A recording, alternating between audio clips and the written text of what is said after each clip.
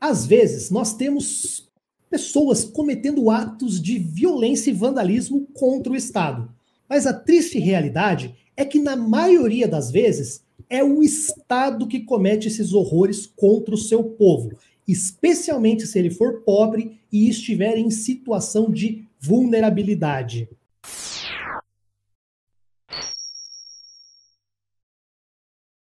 Para quem não estiver acompanhando, ou quem não acompanha essas notícias, eu vou trazer aqui para vocês uma informação aqui do G1 Paraná sobre uma reintegração de posse que foi cumprida pela Polícia Militar em Curitiba. Então, desde o início da manhã da terça-feira, dia 10, a Polícia Militar do Paraná cumpriu uma ordem judicial de reintegração de posse de uma ocupação no bairro Campo de Santana, em Curitiba, onde vivem cerca de 150 famílias em situação de vulnerabilidade. Eles estavam no local desde junho de 2022. A ação na Justiça afirma que a Defensoria Pública, olha só, a Defensoria Pública do Estado do Paraná e o Ministério Público deveriam fazer a fiscalização da reintegração. Porém, a Defensoria Pública afirmou que não foi intimada. A área é alvo de diversas ações judiciais e em setembro de 2022, a Justiça havia determinado a reintegração. Como a Justiça é rápida, né, ocuparam em junho e reintegraram a posse já em setembro, né? A gente está falando de capital. A pedido do Ministério Público, a Justiça determinou que a reintegração só acontecesse com a apresentação de um plano prévio de remoção e reassentamento das famílias. Coube à Prefeitura a elaboração desse plano. No entanto, tanto a Defensoria Pública quanto o MTST disseram que isso não ocorreu.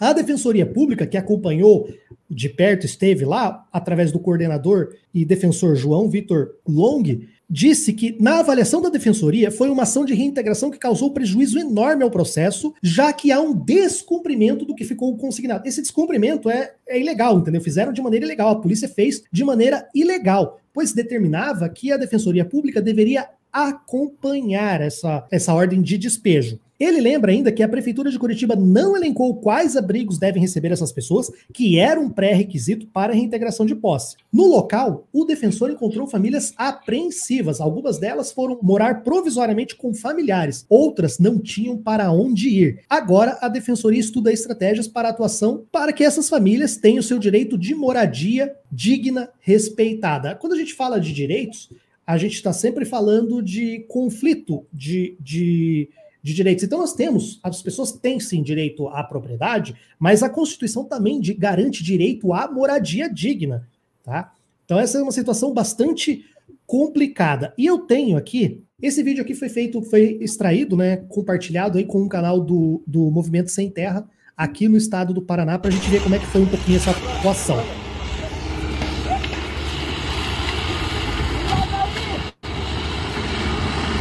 Eu moro no primeiro barraco, aqui na Delegado Bruno de Almeida, ocupação Povo Sem Medo no Tatuquara. Eu estava aqui no primeiro barraco 6 horas da manhã, eles entraram e falaram que ia dar 3 horas. 3 horas não deu tempo nem da pessoa sair do serviço e vir aqui remover as coisas. Todos os moradores estão indignados com a situação que está acontecendo. Tem muita gente aqui, estão derrubando barraco com móveis dentro. A metade desse pessoal não tem onde morar. Não tem mesmo, cara. Eu mesmo não tenho onde morar. O pessoal tá saindo daqui tudo desesperado. Tem pessoas ali chorando lá embaixo, tem crianças chorando, tem mulher chorando. A gente já não aguenta mais tanto descaso com a gente. Então esse despejo é ilegal. Não cumpriu a decisão do ministro Barroso, que é ter uma rodada de negociação e também tem um plano de relocação das famílias, onde nós vimos que a FAES aqui se omitiu, montou uma barraca que estava vazia lá, e eles ofereceram a casa dos parentes para ir. Se o povo tivesse para onde ir, não precisavam ocupar terra.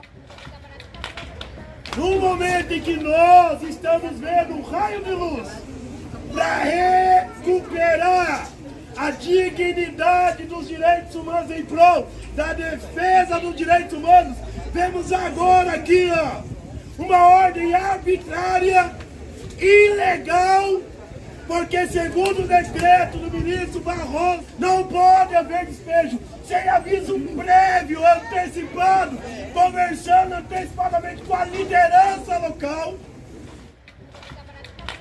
E na verdade, quando já ficamos sabendo da ação, ela já estava ocorrendo, né? Então nós não fomos intimados previamente com data e local, com horário marcado, como em linhas gerais também diz a última decisão do Supremo sobre o assunto. Isso é contra os direitos humanos, isso é contra o direito de uma pessoa. Tem palavras para descrever esse ato. A gente pede ajuda de todos vocês. Não tá certo, eles estão removendo tudo, agora vão passar com a máquina. São coisas que a gente se matou. Eu, particularmente, vendi muito nos ônibus de Curitiba. Muita gente aqui de Curitiba me conhece, eu vendo descascador de legumes.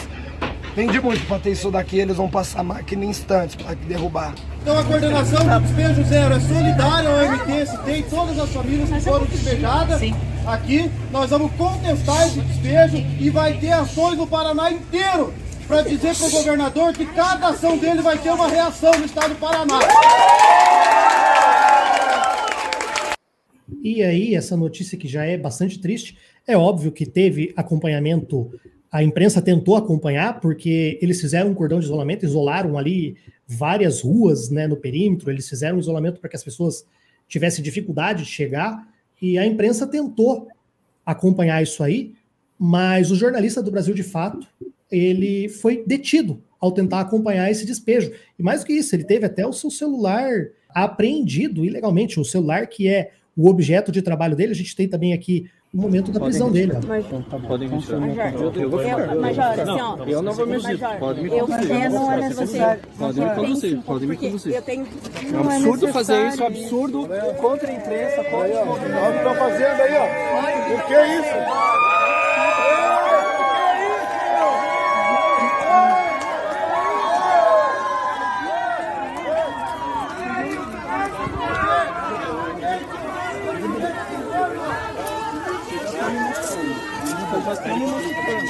Isso vai ser ruim para todo mundo, Major.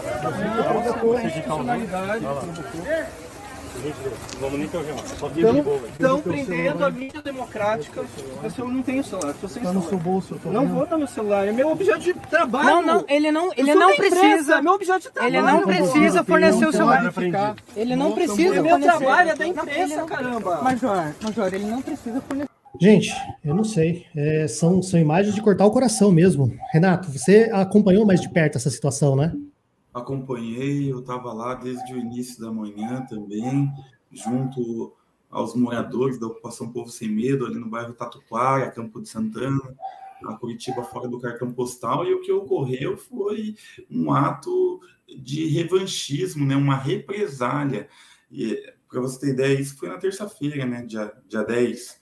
E na segunda-feira, era a ordem do STF para que na segunda-feira todos os acampamentos golpistas estivessem desmontados, desmantelados, sob pena de responsabilização dos secretários de segurança pública dos respectivos estados, para a gente contextualizar o momento em que ocorre essa ação de despejo. Isso na segunda-feira. Munido, né, desse ódio, dessa vingança e dessa frustração que foi esse ataque golpista do domingo, que teve o reflexo na segunda de desmantelamento desses acampamentos em que pessoas alienadas brincavam de boneca, pedindo intervenção federal, ditadura militar, intervenção alienígena, pessoas que tinham casa, que estavam comendo e bebendo bem nesses acampamentos financiados por grandes empresários, pessoas que iam de carro para esses acampamentos e que não enfrentavam grandes privações, pessoas que conseguiam exercer a sua cidadania, inclusive abusar desse exercício, que é a reivindicação de uma ditadura militar. Pessoas que não tinham grandes problemas. Essas pessoas, frustradas e desmanteladas, fizeram parte de uma base, fizeram e fazem parte de uma base de apoio ao governador Ratinho, que desde o início se mostrou, né, um bolsonarista, foi um dos únicos governadores que ameaçou não ir na reunião com Lula, foi o último a decidir pela ida nessa reunião que o Lula teve com os demais governadores lá em Brasília. E o que o Ratinho fez? Olha, se foi desmanchado os nossos acampamentos, que reivindicavam o golpe, a ditadura militar, então vamos desmanchar, vamos despejar também os acampamentos da esquerda. E olha que pensamento tacanho, mesquinho, rasteiro, ignorante e criminoso, porque as pessoas que foram removidas, mães com filhos nos braços, estrangeiros, haitianos, venezuelanos, viúvas, órfãos, desempregados, desempregadas, pessoas empobrecidas, não representam a esquerda, embora a esquerda tente representá-los. Mas eles não representam a esquerda. Eles são um povo, ora organizado, ora desorganizado, mas sempre sobrevivendo. São o polo mais fraco das relações sociais no nosso país. E foi atrás dessas pessoas que os revanchistas vieram em sinal de retaliação. Uma decisão que, como bem disse você, Tássio, foi de setembro. Setembro, outubro, novembro, dezembro, janeiro. Eles esperaram 5 meses para executar essa decisão, que tinha recurso no STF, inclusive, e deixaram para executar essa decisão 1 dia depois dos golpes deles, dos acampamentos deles ter sido desmantelados, 2 dias depois do golpe deles ter sido fracassado. Isso é um absurdo. 600 pessoas, Tássio. 600 pessoas, na maioria mulheres e crianças, e um número gigantesco de imigrantes, de pessoas estrangeiras procurando refúgio porque vem do ambiente de forte crise financeira, crise econômica, desemprego, como é o caso da Venezuela, ou de tragédias naturais mesmo, como é o caso do Haiti, né, os terremotos e etc. E essas pessoas não foram absorvidas porque, olha, o despejo gerou, de forma imediata, uma demanda grande por moradia. O STF determina que, em caso de despejo, sobretudo na pandemia, em caso de despejo, as prefeituras têm que ter um plano de absorção dessa demanda por moradia, ou seja, de acolhimento dessas pessoas que estão sendo removidas em nome do capital financeiro, em nome do capital privado, nesse caso, a construtora Piemonte. Vai ver a origem da riqueza da construtora Piemonte. Corrupção, grilagem, licitação fraudulenta, aquele repertório que nós bem conhecemos. Já que está dando o direito de propriedade sobre o direito de moradia, e olha que a propriedade ela é condicionada na Constituição. O direito da propriedade não é absoluto na nossa Constituição. A Constituição diz que a propriedade é condicionada ao exercício de sua função social. E o que é função social? Moradia, empresa, ONG, plantação, qualquer coisa. Se você colocar ali 3 gados, já está tendo função social. Mas esse terreno, Tássio, esse terreno, Anderson, estava há mais de 40 anos baldio, juntando lixo, abandonado, porque é uma área de periferia da cidade que não interessa aos detentores do capital, somente após uma futura especulação imobiliária que consiga valorizar o imóvel, e por isso abandonaram, e por isso foi de forma justa e constitucional ocupado. E a prefeitura não teve um planejamento de absorção, de acolhimento. Aqui que a prefeitura... Eu estava lá e ouvi o que a prefeitura estava fazendo lá, a partir da Fundação de Ação Social, a FAS, com seus servidores públicos que deveriam prestar uma assistência social àquelas pessoas,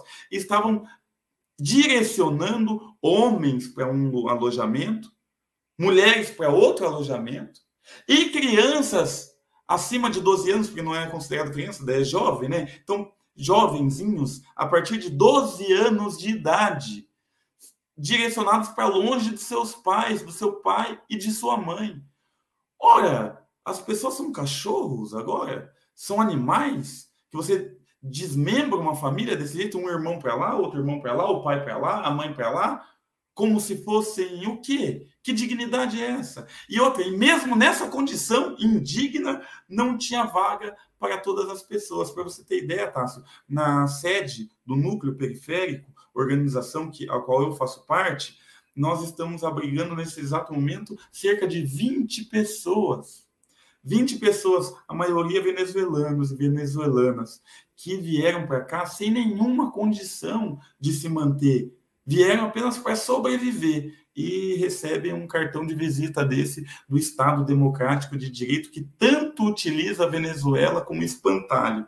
Mas quando tem a oportunidade de fato, se importar com os venezuelanos, praticam um ato de terrorismo de Estado como esse. Eu acho que acrescentar jamais, porque o Renato está dentro do problema, então vamos ficar com o que ele falou. O que eu lembrei aqui, Renato, foi da triste música da nossa saudosa Beth Carvalho, Despejo na Favela. Tem um verso que diz assim, ó, não tem nada não, seu doutor, vou sair daqui para não ouvir o ronco do trator. Para mim não tem problema, em qualquer canto eu me arrumo, de qualquer jeito eu me ajeito.